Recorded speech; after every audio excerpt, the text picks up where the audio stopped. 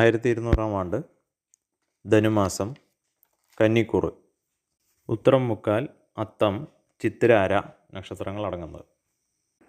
ഇവർക്ക് ലഗ്നത്തിൽ കേതു നിൽക്കുന്ന സമയത്ത് അല്പം ഒരു ഹാലൂസിനേറ്റഡ് ആയിട്ടുള്ളതോ അല്ലെങ്കിൽ കുറച്ച് പൈശാചികമായിട്ടുള്ള തോന്നലുകളോ ചിന്തനകളോ എല്ലാം വന്നു ചേരാം. കേതു നല്ല സ്ഥാനത്ത് നല്ല ജാതകത്തിൽ നല്ലതാണെങ്കിൽ അതിനനുസരിച്ചിട്ട് ഉണ്ടാവാം. അനുകൂല സ്ഥിതിയാണെങ്കിൽ അനുകൂലമായിട്ടുണ്ടാവാം. അല്ലെങ്കിൽ കുറച്ച് അപകടങ്ങളോ അല്ലെങ്കിൽ അങ്ങനെയുള്ള കുറച്ച് ചിന്താഗതികൾക്ക് മാറ്റം വരിക, കുറച്ച് വിരക്തി ഉണ്ടാവുക, ഈ രീതിയിലൊക്കെ പോവാം. അതുപോലെ സഹോദരന്മാർക്ക് അല്പം ദോഷമുള്ള കാലഘട്ടമാണ്. മേലധികാരികളിൽ നിന്നും അപ്രീതി ഉണ്ടാകുന്ന സാഹചര്യം ഉണ്ടാവാം. സുഖഹാനി, അതുപോലെ മാനസികപരമായിട്ടുള്ള കുറച്ച് അസ്വാസ്ഥ്യങ്ങൾ, കുടുംബത്തിലല്പം അല്ലറ പ്രശ്നങ്ങൾ, ഇതെല്ലാം ഒന്ന് ശ്രദ്ധിച്ചാൽ നന്നായിരിക്കും. അതുപോലെ ശത്രുക്കളുണ്ടാവാം. അതുപോലെ തന്നെ ശത്രുക്കളെ മേൽ ജയം നേടുന്ന ഒരവസ്ഥയും ഇവർക്കുണ്ട്.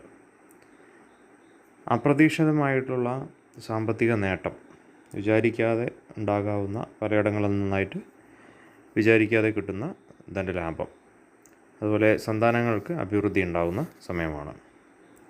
വളരെ ഉത്സാഹിയായിട്ട് കാണപ്പെടും ഈ സമയത്ത്. അതുപോലെ തൊഴിലിന് നല്ല അഭിവൃദ്ധി, അതുപോലെ പുതിയതായിട്ട് സ്ഥാനപ്രാപ്തികളെല്ലാം ലഭിക്കുന്ന സമയമാണ്.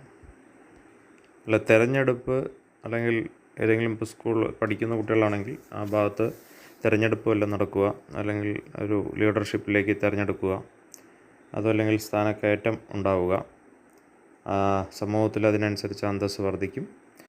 സന്താനത്തെ കാംക്ഷിച്ചിരിക്കുന്ന ആൾക്കാരാണെങ്കിൽ അവർക്ക് സന്താന ഭാഗ്യം ഉണ്ടാകുന്ന സമയമാണ്.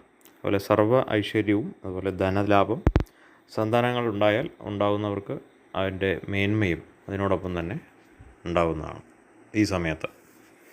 ശുഭം.